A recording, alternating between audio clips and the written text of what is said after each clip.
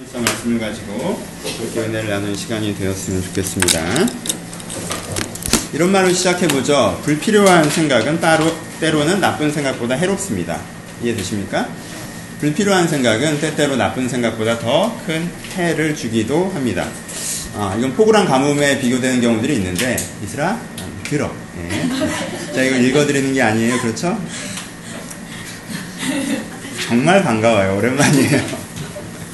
폭우랑 가뭄에 비교되는 경우도 있는데, 그렇죠? 폭우가 나쁜 생각에 해당됩니다. 그렇죠? 갑자기 어떤 나쁜 생각들이 나에게 휘몰아쳐서 한쪽 부분들이 무너져 내리는 일들이 발생합니다. 가뭄은 어떻게 되죠? 갑자기 뭔가 휘몰아치는 그런 개념들은 아니죠. 그냥 있어야 할 것들이 있지 못합니다. 그래서 있어야 할 것들이 있지 못하는 상황이 장기화되면서 전체적으로 전반적으로 말라죽는 현상들이 드러나는 그런 식의 현상들이 불필요한 생각들의 폐해가 된다는 것입니다. 이런 거죠. 나쁜 생각을 하면 어떻게 돼요? 그 나쁜 생각을 한 영역들이 무너져 내립니다. 그렇죠? 잘못된 행동들이 나오게 되죠. 근데 불필요한 생각들을 하면, 불필요한 생각들이 머리에 가득하면 내가 해야 했던 생각 10가지를 못하게 됩니다. 그러면 해야 했던 행동 10가지가 못하게 되는 거죠. 그래서 이 사람은 전반적으로 멈춰지는 상태가 된다는 것입니다. 이게 말라 죽는다고 표현하는 것이죠. 이해되시죠? 어렵게 생각하지 않으셔도 돼요. 예전에 고등학교 고시를 상상해 봅시다. 나쁜 생각하는 애들이 있고요. 쓸데없는 생각하는 애들이 있습니다. 나쁜 생각하는 애들은 뭐하고 있죠? 나쁜 생각하면 어디에선가 무엇인가 사고를 치고 있습니다. 공부도 잘하고 가족관계도 좋은데 여자관계가 엉뚱해요. 그럼 얘는 뭐예요? 이 부분은 괜찮지만 이 부분에서 문제를 일으키고 있죠. 그리고 그 문제가 다른 곳에 안 좋은 영향을 주기도 합니다. 그렇죠? 그 애들이 나쁜 생각을 하는 애들입니다. 그러면은 쓸데없는 생각하는 애들은 어떻습니까? 쓸데없는 생각하는 애들은요, 누구에게도 해를 주지 않습니다. 구석자리에 앉아서 가만히 앉아서 책을 펴고 앉아 있습니다. 그렇죠? 창밖을 바라보기도 하고요. 그런데 성적은 깜짝 놀라게 나옵니다. 그렇죠? 인간관계는 쟤를 아는 친구들이 없어요. 인간적인 진보는 이루어지지 않습니다. 그냥 걔는 무엇인가 쓸데없는 생각을 하고 거기 계속 앉아있는 거예요. 자기 인생에 뭐가 더 해로울까요? 고등학교 3년 나쁜 짓이라도 해봤던 애와 고등학교 3년 쓸데없는 생각을 하면서 지냈던 아이 가운데 어떤 친구가 인생에 더 큰 피해를 볼 것 같습니까? 여러분, 홍수 피해가 크다고 생각하세요? 가뭄 피해가 크다고 생각하십니까? 가뭄 피해가 훨씬 더 큽니다. 사실은 제대로 나면. 그쵸? 홍수 피해는요, 다 힘든 것 같지만 무너지는 집은 정해져 있습니다. 안타깝게 표현하지만. 그쵸? 그리고 무너진 지역들도 정해져 있습니다. 모든 지역이 다 잠긴다고 해서 모든 지역이 쓸려가는 건 아닙니다. 하지만 가뭄은요, 전라도면 전라도, 경상도면 경상도, 모든 지역이 초사되기도 합니다. 그것이 쓸데없는 생각의 문제입니다. 그건 생각뿐만 아니라 감정과 의지에서도 마찬가지입니다. 쓸데없는 감정에 빠져있는 사람들이 있습니다. 나쁜 건 아니에요. 그렇죠? 나쁜 감정은 아닌데 불필요한 감정에 너무 깊게 빠져 있습니다. 근데 그것 때문에 내가 지금 진짜 느껴야 하는 감정을 제대로 못 느낀다는 것입니다. 의지에서도 마찬가지입니다. 불필요한 의지에 되게 많이 빠져 있습니다. 내가 하고 싶어요. 이게 되게 원합니다.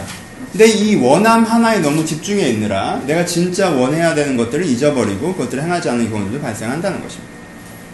이것이 불필요한 생각, 불필요한 의지, 불필요한 감정의 폐해입니다. 과도함의 폐해죠. 많은 사람들이요, 웬만한 사람들은 거기에 대한 경고장치를 갖고 있습니다. 그렇죠? 내가 나쁜 생각을 하면요, 거기에 내 머리에서 경고등이 들어옵니다. 이런 생각을 하면 안 돼.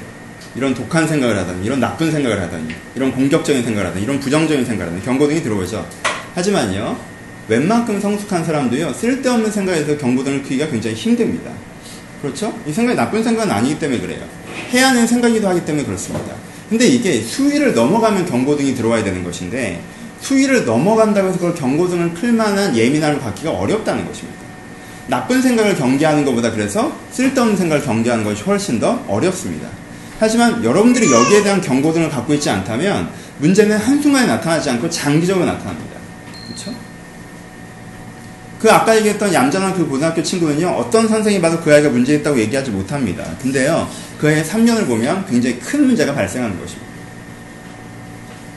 내가 지금 당장 나쁜 것들에 대한 경고등을 켜서 나쁜 짓은 하지 않고 살았는데 내가 쓸데없는 것들 가운데 내가 의지와 생각과 감정들을 낭비하고 있었다면 내 인생에 일어나야 했던 그 일들이 다 못 일어난다는 것입니다. 그리고 그거는 나에게 심각한 데미지로 돌아올 수 있다는 것입니다.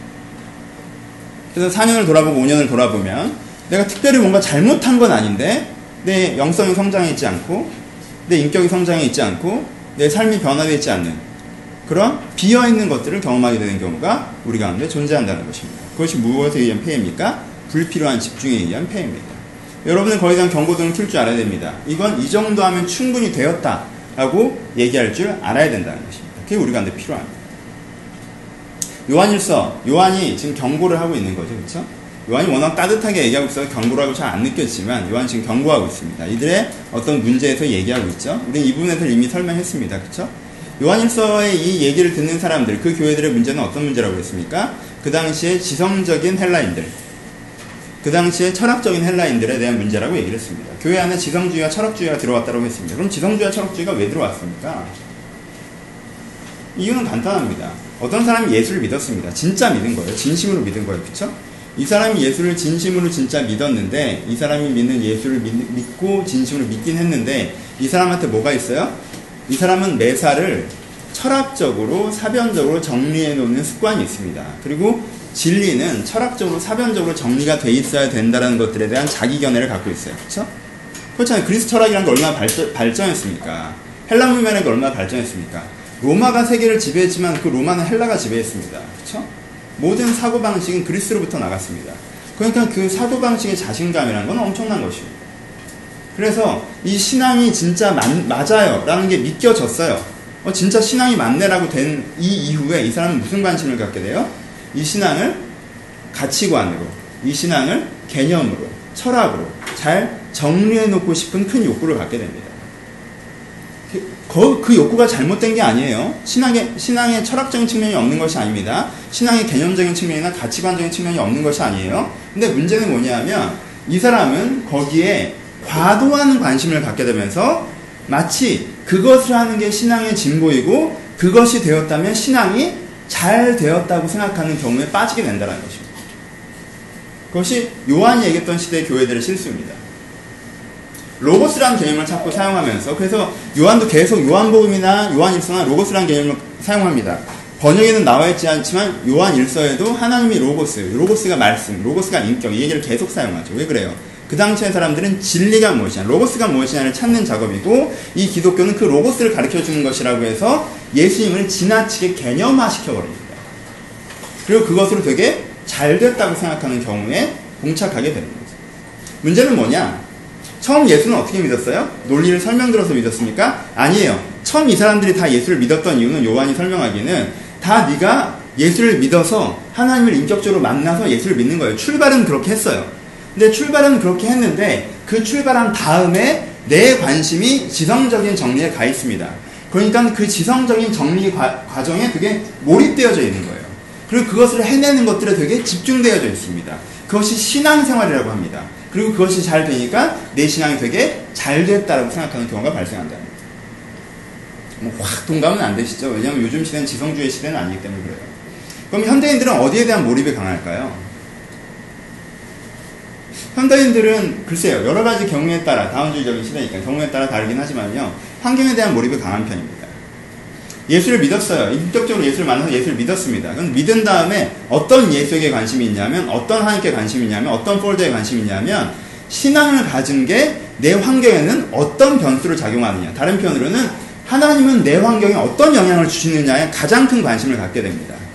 그래서 나는 언제 결혼하게 될까? 나는 언제 취업하게 될까? 나는 언제 무슨 일을 하게 될까? 나는 어떻게 살아갈까? 이 문제는 어떻게 해결될까? 저 문제는 어떻게 해결될까? 이 문제에 대한 하나님의 뜻은 무엇일까? 저 환경에 대한 하나님의 계획은 무엇일까? 로 접근합니다. 그래서 계속 신앙적인 생각을 하고 있다고 느끼고 신앙적인 정도를 하고 있다고 느끼지만 이 사람은 몰입은 어떻게 가 있어요? 내 환경이라는 몰입에 가 있습니다. 마음의 신앙이보다 환경의 신앙이 된다는 것입니다. 그러니까 그런 몰입 속에서 하나님을 찾고 하나님을 만나고 하나님을 사모하면 이 사람은 결국 어떻게 됩니까? 내 환경이고 내 신앙인 것처럼, 환경이 하나님인 것처럼 된다는 것입니다. 이 당시 사람들이 생각이고 신앙인 것처럼 된 것처럼 말입니다. 근데 요한은 반복해서 뭐라고 얘기하는 거죠? 신앙은 생각도 아니고 환경도 아니고 마음이라고 얘기하는 것입니다. 그렇죠? 환경에 대해서 어떤 사람들은 되게 비전적입니다. 젊은 사람들이 더 그렇죠. 그래서 신앙을 받으면, 내가 신앙을 받으면 그걸 되게 비전적으로 적용하는 것에 더 많은 관심을 갖습니다. 내가 뭘 이루어내야 될까? 하나님 내가 어떻게 살길 바라실까? 내가 어떠한 가치 기준을 갖고 이 세상의 그것들을 역동적으로 해낼 것인가에 대한 부분들에만 집중합니다. 다시 말씀드립니다. 이 얘기가 틀린 얘기가 아니에요. 필요한 얘기입니다. 저는 지금 관의에 대한 얘기를 하고 있는 것입니다. 어떤 사람들은 감정에 대해서 그러합니다. 아, 내 마음이 지금 행복하냐, 내 마음이 지금 부드럽냐, 내 마음이 지금 따뜻하냐에 대해서만 굉장히 집중합니다. 그것이 신앙인 거죠. 그것만 신앙인 거죠. 그래서 신앙은 그 원래 뿌리를 잃어버리고 전혀 다른 유의 것으로 되는 경우들이 발생한다는 것입니다. 이것이 우리의 문제입니다. 여러분들은 어떻습니까? 과도한 몰입에 의한 신앙적 폐해. 한국 교회 없는 현상인데 우리 교회는 되게 독특하게 제 약점 때문이겠지만 이 지성주의적인 함정들이 가끔 발생합니다. 신앙을 되게 사고방식으로 소화시키려 해요. 그래서 내가 사고방식화 돼 있으면 내가 신앙이 굉장히 잘 돼 있다고 생각하는 식의 오해들이 발생합니다. 이게 제 약점이죠. 그것이 이제 교회적으로 노출되는 부분들이 있는 것 같습니다.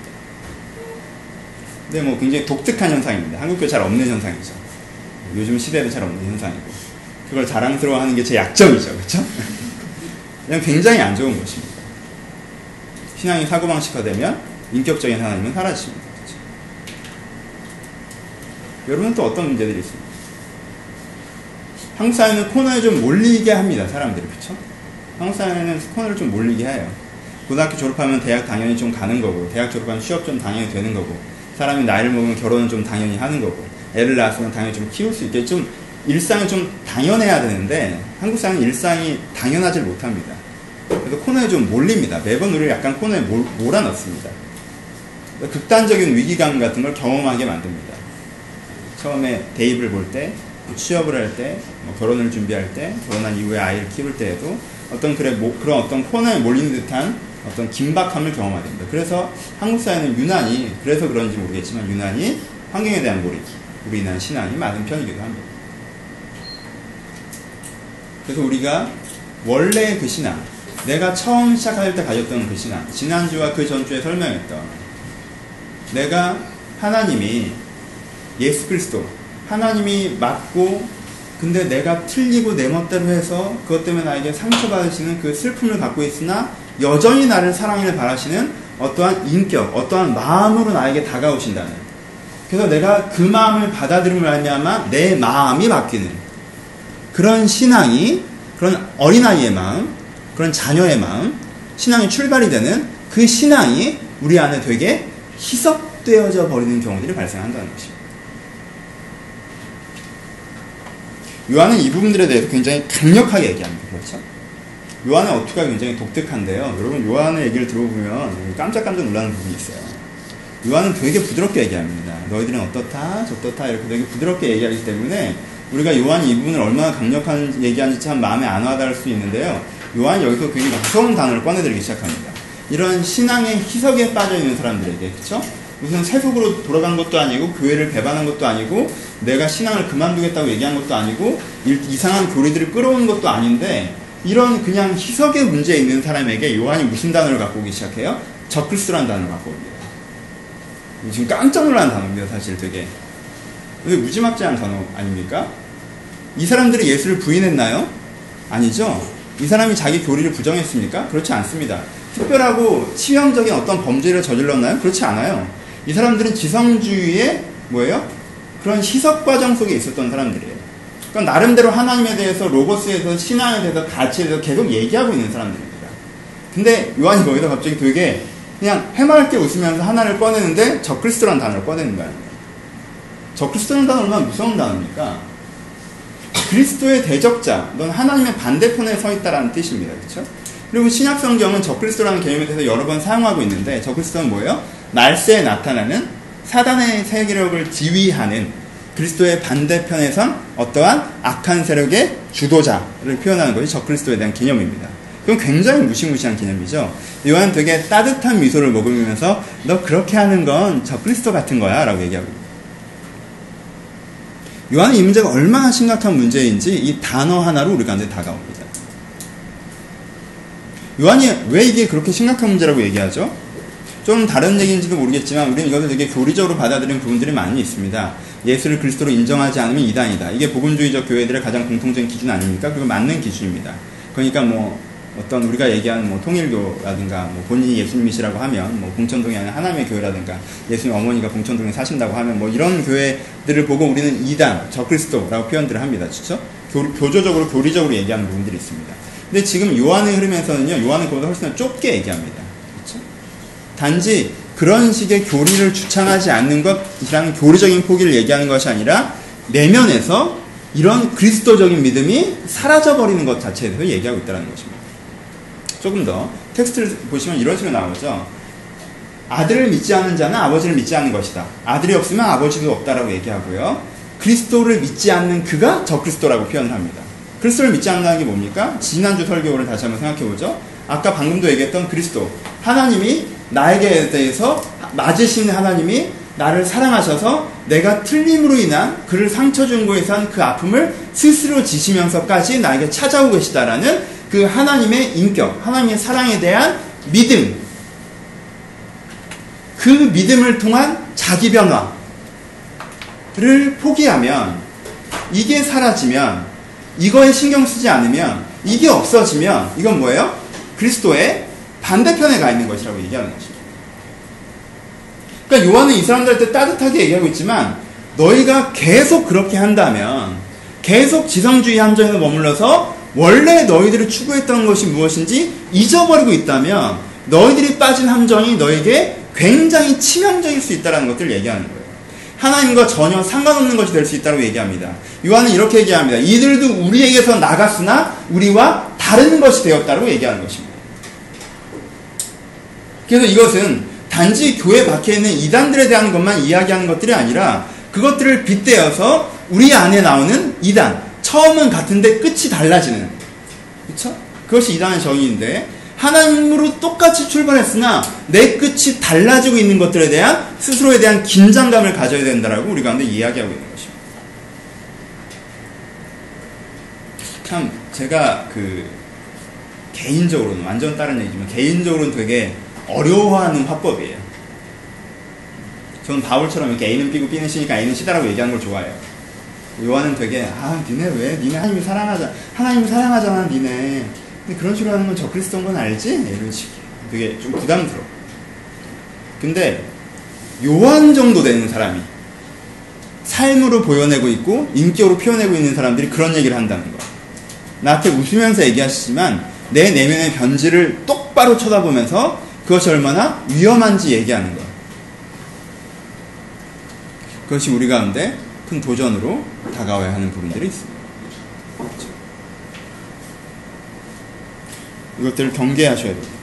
아주 간단하게 표현한다면 첫 마음을 잊어버리는 것입니다. 좀 가볍게 첫 마음을 잃어버리는 거. 얼마나 우리 일상에서 자주 일어나는 일입니까? 그렇죠? 얼마나 위험한 일입니까? 두 분 이번 주에 결혼하시는데 이번 주, 다음 주, 그 다음 주 이때 가지고 있는 그 마음을 잘 기억하셔야 돼요. 그렇죠? 이게 첫 마음이에요. 그렇죠? 10년 뒤에 어떤 되게 열받는 일이 있으실 때라도 내가 그런 마음으로 결혼했다는 걸 기억하셔야 됩니다. 그렇죠? 준영아, 이 포인트에서 네가 웃으면 너는 지금 오늘 저녁을 스스로 불편하게 만든 거야. 그렇죠? 준영이 그 첫 마음으로 살고 있죠. 그렇죠? 한 번도 그 마음이 변한 적이 없잖아요. 그렇죠? 아니, 10년이라서 목사님 얘기신 줄 알고. 지금 그걸 나한테 던지는 거야?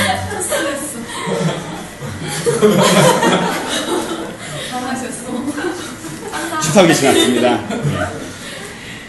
부정까지는 큰 고비가 없고요. 좀 잘 지내고 있습니다. 사랑해요. 네. 이때 저희 아내가 크게 웃어줘야 이게 농담인데 저렇게 굳은 표정으로 앉아있습니다. 관계에서 첫 마음을 기억한다는 건 얼마나 중요한 일이고, 그렇죠? 처음엔 사랑해서 결혼했어요. 근데 중간에 다 그러고 사는 거지 뭐 라는 식으로 생각하고 살아갑니다. 그럼 어떻게 된 거예요? 처음은 같았으나 끝이 다른 거예요. 그게 이단이 되는 겁니다. 결혼에 대해서. 그렇죠? 같은 마음으로 시작했고 똑같은 마음으로 시작했으나 끝이 달라지는 거예요. 의미가 바뀌어버립니다. 첫 마음이 사라진다. 직업에 대해서도 마찬가지죠. 내가 이 일을 하는 이유, 직장에 들어가는 이유. 여러분 어떤 청년들이, 기독 청년들이, 그래도 여러분들처럼 개념과 사고가 있는 기독 청년이 직장에 들어갈 때 돈만 보고 들어가고 돈 벌려고 다닙니까? 뭔가 비전이 있고 꿈이 있고 의미와 가치가 있어 다니는 거 아닙니까? 그렇죠? 근데 여러분들 어느 정도 살다가 나이가 들어서 경제적인 환경들이나 그리고 사회적인 여건들을 생각하다가 그냥 돈 벌려고 다니는 거지 뭐 라고 내 마음에 그런 마음이 들어버린다면 어떻게 되는 거죠? 첫 마음을 잃어버리는 거죠. 그렇죠? 첫 마음을 잃어버리는 게 얼마나 심각한 일이죠? 그거 통째를 다 뒤집어내 버리는 일입니다. 그렇죠? 결혼 생활을 하고 있어요. 외도를 한 것도 아닙니다. 돈을 벌어다 갖다 주고요. 가족들이랑 영화도 보고요. 재미있는 시간들을 보내기도 합니다. 근데 그 첫 마음이 잃어버렸다면요. 이 껍데기가 다 있다고 해서 그건 통째로 바뀐 거라는 거예요. 그렇죠? 연애를 할 때도 마찬가지죠. 여러분들 다 느끼지 않으십니까? 똑같이 역할을 하고 있지만 그때 마음 같지 않은 거 느끼잖아요. 첫 마음을 잃어버리는 거예요. 그럼 관계가 끝나는 겁니다. 일을 할 때도 마찬가지죠. 지금도 일을 하러 가고 사람들이 나를 존경하고 그 일들을 잘 해내고 있지만 내가 그 첫 마음이 사라졌다면 그건 얼마나 치명적인 일입니까? 그게 통째로 바뀐 겁니다. 근데요, 하물며 신앙이란 건 어떻겠습니까? 그 마음이 바뀌었다면 처음엔 논리적이어서 좋아했던 것들이 아닌데 처음엔 그냥 터치업은 어떠는데 정서에 도움이 되니까 좋아했던 것이 아닌데 내가 무슨 도움을 받고자 교회를 다녔던 게 아닌데 첫 마음은 그렇게 시작했던 것들이 아닌데 지내다 보니 내 마음이 그런 식으로 바뀌어져 있다면 그건 하나님과 나의 관계에서 다른 표현으로 신앙에서 얼마나 치명적인 일이 되겠습니까? 요한은 이들에게 너희들의 그 마음이 변해가고 있지 않는 건지 스스로 깨어서 주의하라고 얘기하고 있는 것입니다. 지성주의가 많지 않지만 좀 디테일하게 얘기하면 여러분 사실 형식주의는요 스스로 깨닫기가 되게 쉽습니다. 그렇죠? 내가 형식적으로 교회 다니는 거 알기 쉽잖아요. 그렇죠? 교회 와서 내가 예전에는 되게 들뜬 마음으로 왔는데 그냥 대충 다니고 가서 앉아있고 들리지도 않고 근데 그냥 내가 다녀요. 그럼 내가 형식적이라는 게 느껴지죠. 내 마음이 첫 마음이 아니게 느껴지기가 쉽습니다. 그렇죠? 요거보다 세속주의는 조금 더 어렵습니다. 왜요? 내가 요거 되려고 요거 구하려고 기도도 열심히 하고 있고 하나님 뜻도 막 찾고 있는 것 같고 막 그러니까 되게 내가 신앙적인 것처럼 느껴지거든요. 하나님 뜻이 어디에 있습니까? 이게 꼭 돼야 되는데 막 그러고 있으니까 내가 신앙적인 것처럼 느껴집니다. 형식주의보다는요 조금 더 느끼기 어렵습니다. 하지만요 내가 매일 그 생각만 하고 있으면 스스로 약간 느낍니다. 내가 약간 변질되고 있다는 거. 그런데요 지성주의가 아주 어려운 겁니다. 왜요? 말은 주를 위해서 어떻게 살까? 어떻게 하면 가치 있게 할 수 있을까? 여기서 맞는 게 뭐냐? 제대로 하려면 어떻게 해야 되느냐? 이런 얘기들을 하고 있잖아요. 그렇죠? 그런 얘기들을 하고 있기 때문에 이게 내 스스로가 아니면요. 옆 사람도 구별하기가 참 어려운 겁니다. 형주의나 세속주의는요. 옆에 사람을 보면 구별이 됩니다. 근데 이 지성주의는요. 옆 사람을 보면 구별이 잘 안 된다는 거예요. 근데요. 나는 알죠. 내가 그 마음인지 아니면 지금 다른 마음인지 그에 대한 깊은 두려움이 우리 가운데 필요한 부분들이 있습니다. 물론 아직 마음이 없으신 분들도 있으니까 마음이 없으신 분들에게는 그저 교회를 다니는 형식이나 내 개인적인 어떤 간증거리 하나님 한번 도와준 것 같은 것이나 혹은 내가 이렇게 기독교 신앙이 정리되는 것에서 멈추지 말고 내가 마음으로 하나님을 만나 내 마음이 변화되는 과정들이 나에게 필요한 것들을 여전히 가난하게 기대하셔야 될 필요가 있겠죠. 이것이 요한이 우리 가운데 해주는 적그리스도에 대한 이야기입니다. 제가 오늘 본문을 설교 본문을 정한 이유는 순서가 되어서가 아니라 사실은 원래는 이 본문을 좀 스킵하려고 했습니다. 뛰어넘으려고 했어요. 왜냐하면 내용 자체가 새롭지 않거든요. 그러니까 지난주, 지난주랑 내용이 겹칩니다. 겹치는 부분들이 많아요. 주제적으로는, 내용적으로는. 틀린 부분이라면 적그리스도에 대한 개념 정도 잡아주는 거 정도이기 때문에 설교 한 편을 소화하기는 그냥 나중에 강의로 설명해도 좀 충분한 정도의 분량이기 때문에 굳이 설교를 안 하고 그 다음 3장으로 넘어가야겠다는 생각을 하면서 이제 처음에 준비를 했습니다. 근데 제가 이 본문들을 읽다가 사실 제가 제일 감동으로 되는 것은 요한의 톤입니다. 요한의 태도예요. 제가 제일 도전받는 거죠. 제가 요한일서를 지금 하면서 내용적으로는 예전에도 정리하고 있었는데 저는 예전에는 요한일서를 바울적으로 재정리해서 제 안에 소화시키고 있었던 것 같아요. 근데 이번에 설교 준비하면서는 톤을 되게 많이 보게 됩니다. 여러분이라면 어떻게 이 본문을, 이 내용을 내가 얘기한다면 어떻게 얘기할 것 같아요? 적그리스도라는 단어까지 나왔는데 너 그딴 식으로 하는 거 가뭄인 거 모르겠어? 이렇게 가겠죠? 너 인생이 말라 죽고 있는 거야. 그게 적그리스도야. 어? 이게 신앙인 거 같냐 그게? 네가 적그리스도랑 다른 게 뭐가 있냐? 막 이렇게 가겠죠. 그리고 회개하라 뭐 이렇게 할 겁니다. 그렇죠?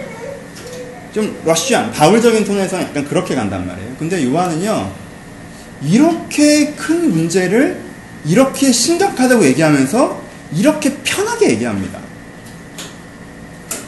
요한의 얘기를 들어보죠.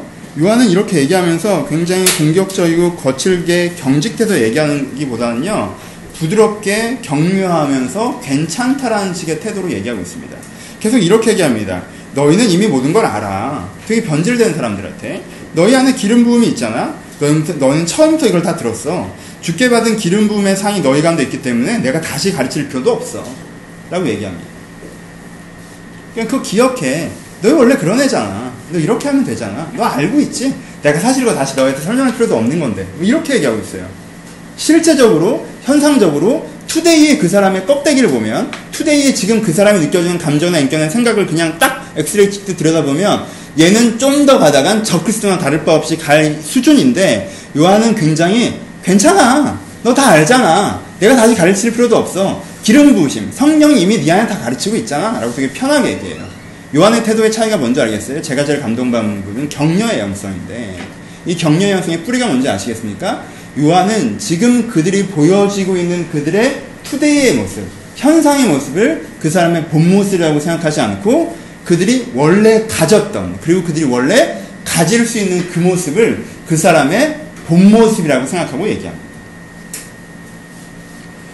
이 사람의 오늘 지금 이 순간 보여진 그 사람의 현상을 보면 그 사람에 대해서 평가적이고 공격적이고 단호하게 얘기하는 부분이 더 많을 것 같은데, 이 사람은 이 문제를 이 원래 갖고 있는 그 사람의 가능성을 보면서 얘기한다는 거예요. 예를 들어 봅시다.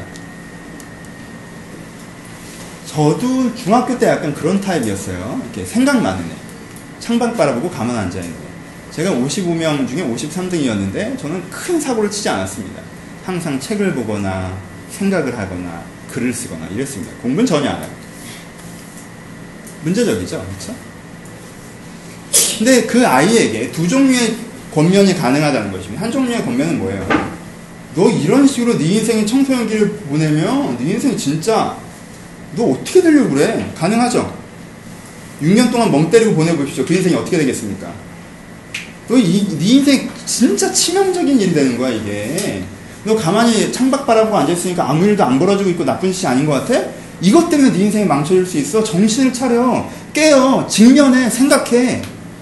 엉뚱한 생각, 쓸데없는 생각 좀 그만하고 라고 애를 몰아붙일 수도 있어요. 근데 또 하나,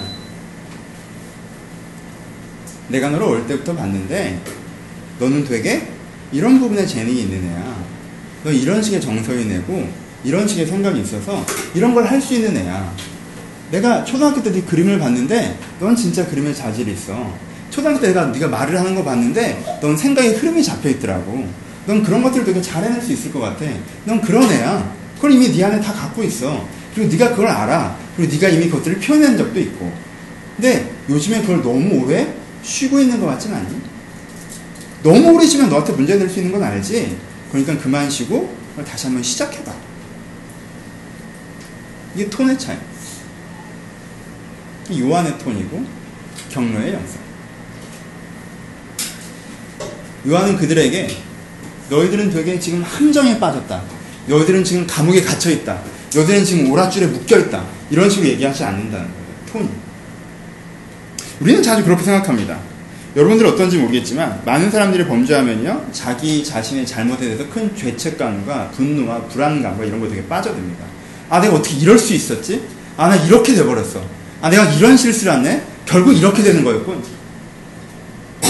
제가 잘못됐다는 걸 아는데도 이게 굉장히 적그리스도적인 거라는 걸 알았을 때 그게 너무 러시안, 너무 거친, 너무 평가적인 그런 식의 권면을 받게 되면, 아, 내가 진짜 한심한 짓을 했구나. 내가 어쩌다 이 지경이 됐을까? 내가 처음에 이렇진 않았었는데 난 진짜 하나님 앞에, 내 자신 앞에 부끄럽고 후회되기 짝이 없다 라는 생각을 너무 깊게 하노라. 마치 함정에 빠진 사람처럼, 웅덩이에 빠진 사람처럼, 오랏줄에 묶여있는 사람처럼, 인생이 끝장난 사람처럼 정서적으로 대응하는 경우들이 발생한다는 것입니다. 근데 그게 굉장히 큰 실수라는 것입니다. 그리고 거친 문체들은 그런 실수들을 만들어낼 수 있기 때문에 지금 요한은 부드럽게 얘기하고 있습니다. 여러분들 오랏줄에 묻혀있지 않습니다. 여러분들은 빠져나갈 수 없는 늪에서 지금도 다리부터 허리까지 잠겨있고 있는 게 아니에요. 아, 내가 어쩌다가 여기에 발을 들였을까? 난 이제 인생이 끝이구나. 그렇지 않아요. 여러분들이 그저 잘못된 자리에 서 있는 것 정도예요. 잘못된 자리에 서 있습니다. 여기 서 있는 게 아니었어요. 나 여기 서 있었네? 저기가 맞구나. 그냥 움직이면 되는 정도예요. 요한은 이 정도의 문제라고 얘기합니다. 마치 극장에서 F15인데 G15인 줄 알고 내가 잘못된 자리에 앉아있다가 누군가 찾아와서 이 자리 제 자리인데 하고 다시 한번 봤더니 내 자리는 저 자리였네? 라고 죄송합니다 라고 일어나서 그 자리로 옮겨 앉으면 되는 것처럼, 그렇죠? 그런 자연스러움이 우리 가운데 필요하다는 것입니다. 근데 내가 마치 이 자리에 앉은 것이 이 영화를 보는데 너무 비매너적이고 바보스러운 일이고 가치 없고 함부로 한 행동이어서 이 영화관을 박차고 나가야 되는 것처럼 그렇게 생각할 이유가 없다라는 것입니다. 자연스러워. 원래 나는 하나님의 사람이라는, 내가 원래 하나님께 지명받아 부름받은 사람이라는, 그것이 내 정체성의 근간이, 그 내 자리에 대한 믿음, 그것이 나에게 필요합니다. 그럴 때 내가 나에게 격려의 영성을 가질 수가 있습니다. 격려의 영성에서 생각하시면 여러분들이 생각하는 것들은 누군가 나를 격려해 주기를 생각하실 수도 있습니다. 목사님이 이제는 앞으로 이제는 독하게 안 하고 되게 따뜻하게 하겠구나. 격려의 영성을 목사님이 거듭나겠구나. 여러분, 바울이 잘못 산 건 아닙니다. 그렇죠? 저 앞에 요한을 만지지 마시고. 근데 제가 원하는 건 그것입니다. 여러분들 스스로에게 격려의 영성을 가지십시오. 여러분들은 몰아붙이시고 러시하시고 책망하고 그러지 마시고 여러분들 스스로에게 격려의 영성을 가지십시오. 왜요? 하나님이 여러분들을 격려하고 계시기 때문에. 그 믿음이 우리 가운데 필요합니다. 잘못된 몰입도 우리 가운데 큰 신앙의 실패의 이유가 되지만 지나친 죄책도 우리 가운데 있는 신앙의 실패의 이유가 된다는 걸 기억하시고 잘못된 몰입에서 자연스럽게 걸어나오려는 태도가 우리 가운데 필요하다는 것입니다. 지난주에 책을 읽다가 이런 구절을 봤습니다. 용기란 잠시 바닥에 붙은 발바닥을 떼는 것이다. 그렇죠? 우리는 조그만 아이를 매주 보게 돼 있는데 이제 저 아이가 윤수리가 좀 있으면 걷겠죠? 걷는다는 건 엄청난 용기가 필요한 일입니다. 걷는다는 건 세 가지 믿음이 필요합니다. 뭐죠? 내가 이 한 발을 떼도 쓰러지지 않을 거에 대한 믿음입니다. 그렇죠?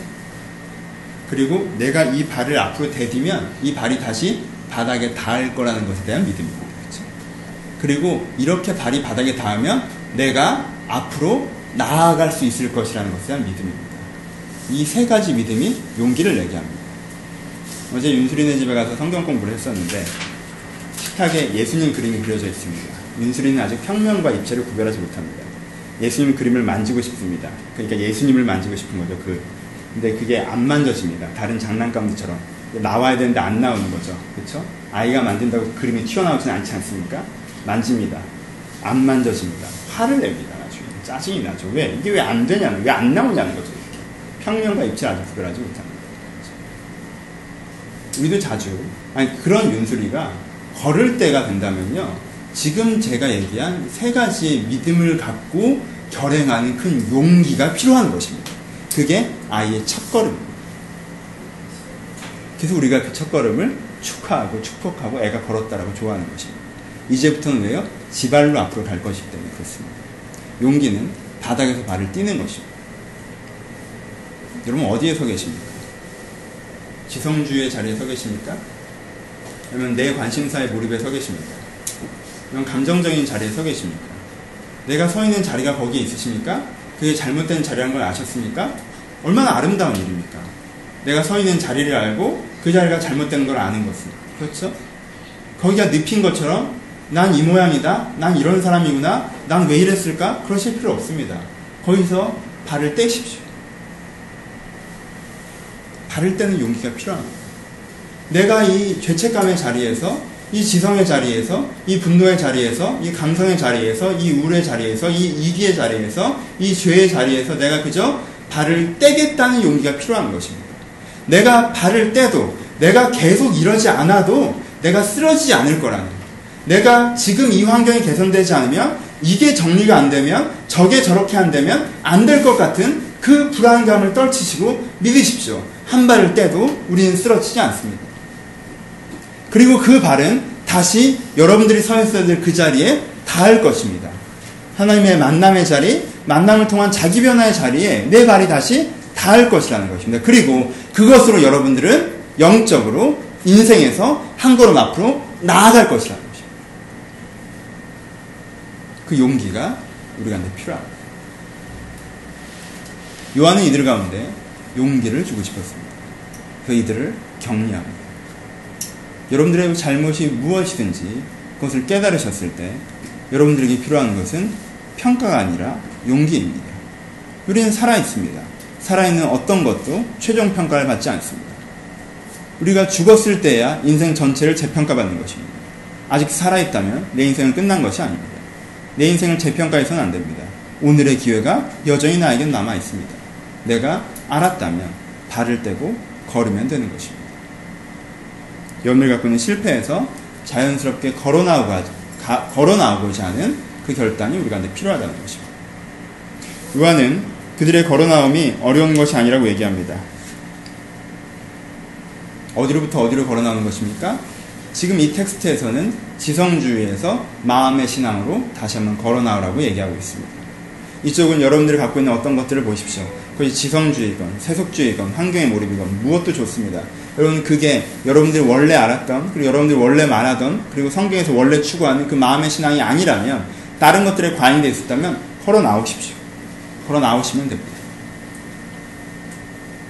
어디로는 이미 지난주와 그 전주에 말씀을 드렸습니다. 진짜 마음의 신앙으로 하나님이 나를 사랑하시는 것을 믿고 하나님의 선의가 우리 가운데 있는 것을 믿는, 그래서 그 선의와 그 사랑과 내가 소통하는, 그래서 내가 자녀 되고 아이 되고 청년 되고 아비의 마음을 알기 때문에 이런 것들이 가능한 그 사람으로 걸어 나오는 것, 그것이 우리 가운데 필요하다는 것입니다. 막연하게 느낄 수가 있습니다. 그렇죠? 이렇게 하면 굉장히 막연할 수 있어요. 여기서 많은 사람들은 또 다시 한번 구체적인 것들을 요구합니다. 그러면 어떻게 기도해야 됩니까? 라고 얘기하시는 분들도 있습니다.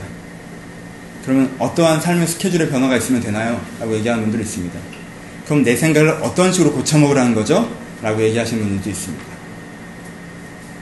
뭐 그런 데 팁을 드릴 수가 있습니다. 하지만 예를 들어 봅시다. 추석이었고요. 저는 매년 추석이 항상 그런 것처럼 아내와 약간 다퉜습니다. 기분이 안 좋겠죠? 그럼 어떻게 할까요? 풀어야 됩니다. 푸는 방법은 어떻게 있습니까? 구체적인 방법들을 생각해 봅시다. 푸는 방법, 싸움이 진행되지 않는 방법. 저도 살아왔기 때문에 삶의 팁들이 있습니다. 생각나는 대로 다 얘기하지 않는 것입니다. 그렇죠? 화났을 때 하는 생각들은 부메랑이 돼서 제 온몸에 꽂히게 됩니다. 이건 말을 조심해야 됩니다. 그렇죠? 그리고 일단 중간에 서로 부딪히지 않도록 중간에 사이에 텀을 두는 것도 좋은 방법입니다. 방법 중에 하나가 될 수 있습니다. 진짜 화해를 하고 싶다면 미안하다고 말해야 됩니다. 속이 어땠건 미안하다고 말하는 게 중요합니다. 그리고 뭘 해야 됩니까? 시키는 대로 해야 됩니다.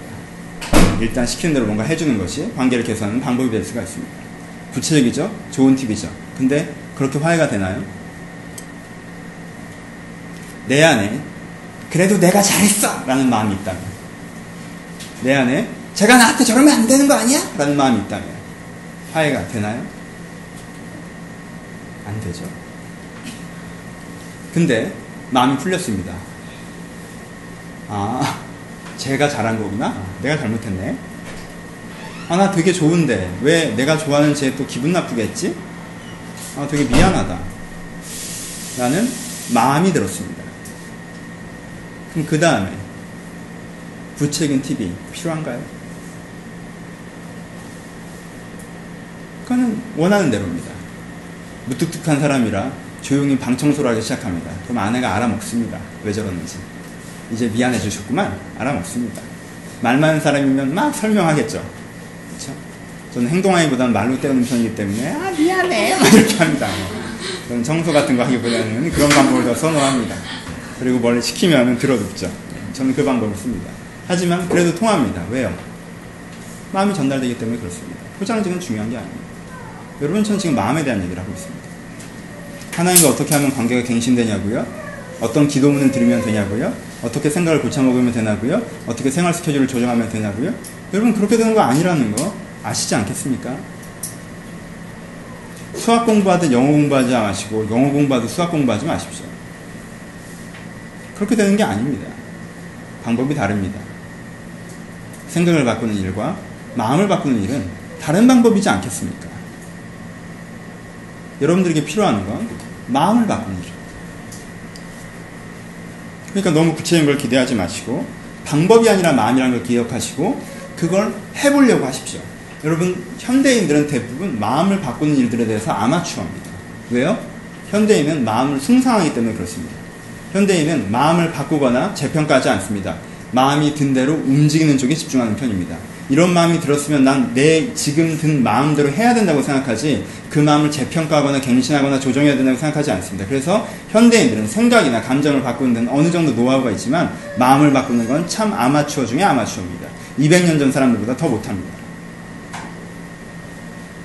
하지만 내 마음을 바꿔나가는 여러분들에게 익숙하지 않은 그 일을 시작하십시오. 그리고 내 마음을 지켜나가는 여러분들에게 익숙하지 않은 그 일들을 시작하셔야 됩니다. 아까도 얘기했죠. 삶에서도 결혼에서도 관계에서도 일에서도 인생에서도 그것이 중요합니다. 마음 가는 대로 사는 것이 아니라 내 마음을 지켜나가고 내 마음을 바꿔나가고 내 마음을 가꿔나가는 것. 여러분들이 할 줄 알아야 되는 일들 중에 하나입니다. 그것들을 시작하십시오. 마음은 어떻게 바꿔나갑니까? 어렵지 않습니다. 정직한 것이 유일한 방법입니다. 하나님, 제가 사실 지금 이런 마음입니다. 근데 이런 마음이고자 합니다. 하나님, 내가 하나님을 믿고자 하는 마음이 있는데 안 믿깁니다. 그런데 믿고자 합니다. 라는 마음으로 나가보십시오. 하나님, 내가 주 뜻대로 살고자 하는데 이건 뭐가 주 뜻인지 모르겠습니다. 주의 뜻에 내가 감화되게 하소서. 주님, 주의 뜻인지 알겠는데 그건 내가 싫습니다. 내가 그게 좋아지.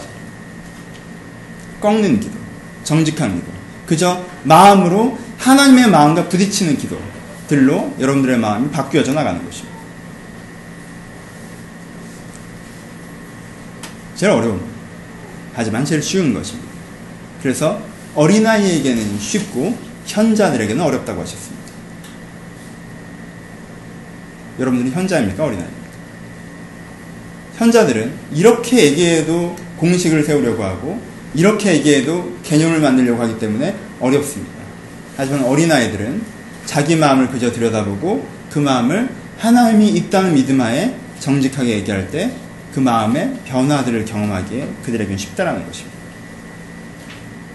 여러분들에게 이 일들이 벌어져야 됩니다. 지난주는 저한테 굉장히 은혜로운 한 주였습니다.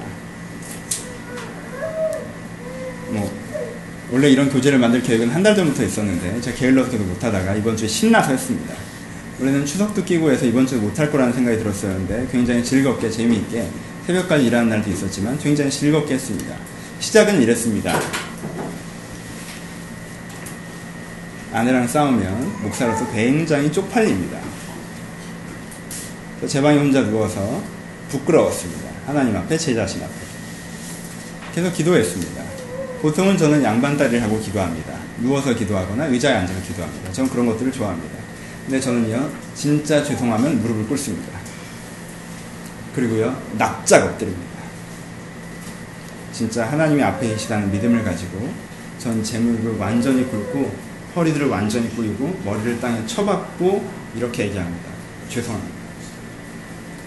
잘못했습니다. 저도 이러고 싶지 않은데 제가 자꾸 이렇게 됩니다. 저에게 하나님께 원하시는 그 마음을 주셨으면 좋겠습니다. 라고 꺾고 기도합니다. 기도의 시간은 길지 않습니다. 길게 하는 게 중요한 게 아닙니다. 하나님은 진심을 보십니다. 내가 오랜만에 확 꺾었습니다. 왜요? 내 한계를 보니까, 내 잘못을 보니까. 내가 웬만큼 잘한다고 생각하고 괜찮다고 생각할 때 굉장히 엘레강스하게 하나님 잘 지내시죠? 저도 뭐 잘 사는 거 아시죠? 이런 식의 대화가 아니라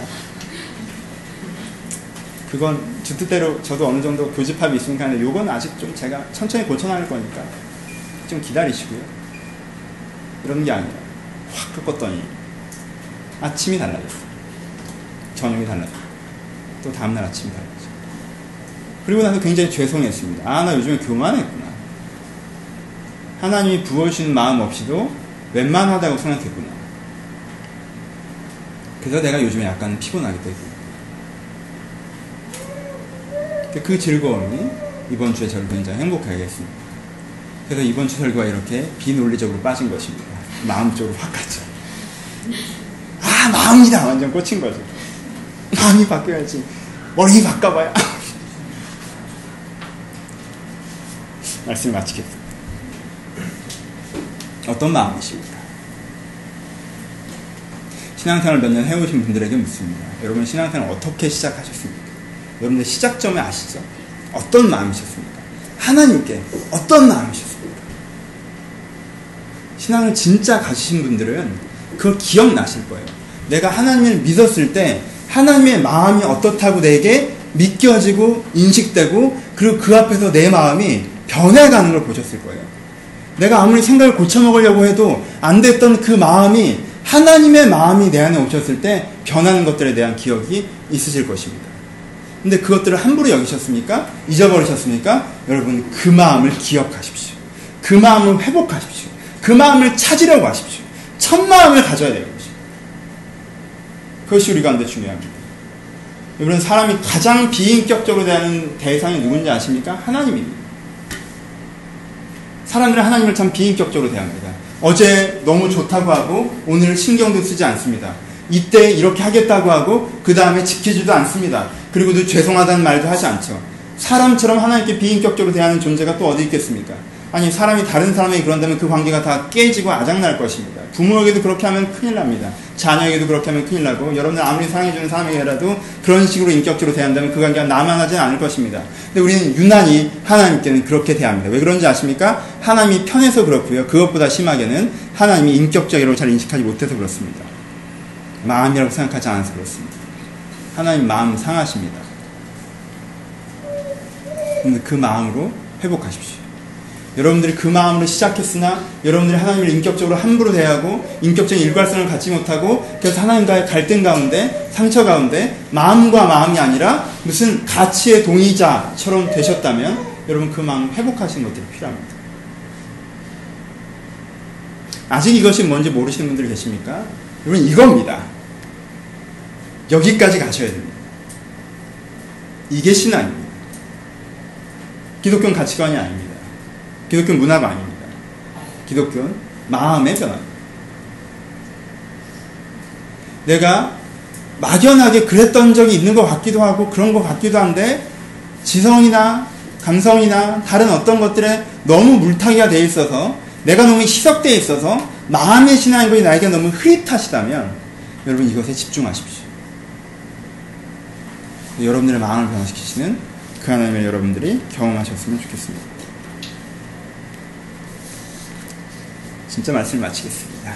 생각이 많은 세상에 사십니다. 그쵸? 생각이 얼마나 많습니까? 근데 정말 그런가요? 정말 그 생각들을 다 하고 사셔야 됩니까? 내가 하고 있는 생각들의 상당 부분은 안 해도 되는 생각은 아닐까요? 혹은 내 생각이 그만하면 됐는데 계속 그 생각만 하고 계시는 않은가요? 여러분들이 하나님에 대해서, 여러분들 자신에 대해서 내가 어떻게 살아갈지에 대해서 진짜 해야 되는 생각들은 놓쳐지고 있지는 않습니다.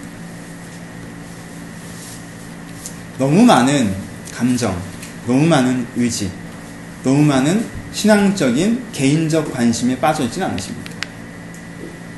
그래서 내 딴엔 신앙생활을 굉장히 열심히 하고는 있는데 내 관심에 따라서 하나님은 좀 멀어지는 것 같지는 않으십니까? 그것들이 잘못된 것도 아니고 틀린 것도 아닙니다. 하지만 과도하면 무엇이든 나쁜 것이 됩니다. 우리 가운데 내 인생의 중심된 어떤 과도함들을 내려놓고 내가 이 하나님에 대한 마음들을 지켜내려고 다시 한번 결정하고 내 마음 가운데 하나님의 마음을 다시 한번 초대할 때 여러분 안에 있는 이미 있는 그 기름 부음, 다른 말로 성령이 여러분들의 내면과 여러분들의 정서와 여러분들의 인격들을 좀 만져나가시고 그것으로 말미암아 여러분들이 힘들게 느꼈던 어떤 것들을 훨씬 더 여유있게 지혜롭게 넉넉히 해내는 것들을 여러분들이 만나실 수가 있으실 것입니다. 마음의 변화, 중심의 기억, 첫 마음의 추구가 오늘 이 예배를 통해서 다시 한번 시작되는, 마음이 중요하다는 개념을 갖고 돌아가지 마시고 이런 지금 여러분들의 바로 눈앞에 있는 그 인격을 향해서 다시 한번 관계의 회복의 손을 내미는 그런 기도의 시간이었으면 좋겠습니다. 같이 기도하시겠습니다.